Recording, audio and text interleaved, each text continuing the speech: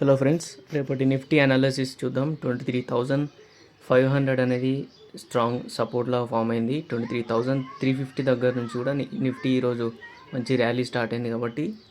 And ఇక్కడ major resistance వచ్చేసి 23,600 దగ్గర ఉంది. సో రేపటి మార్కెట్లో 23,600 అబోవ్ సస్టైన్ అవుతే, కనీసం ఒక 1 అవర్ పైన సస్టైన్ అవుతే మనకి పాజిటివ్ సెంటిమెంట్స్ అనేవి బిల్డ్ అవుతాయి.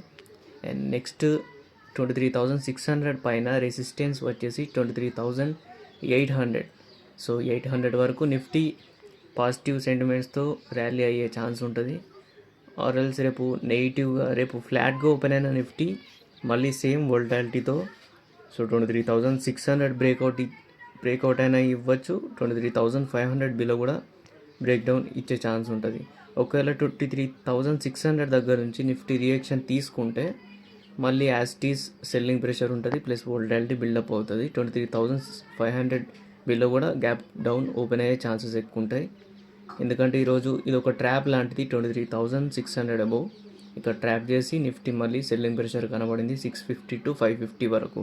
సో నియర్లీ ఇది ఒక 100 పాయింట్స్ మళ్ళీ లాస్ట్ మూమెంట్ ఫాల్ కదా.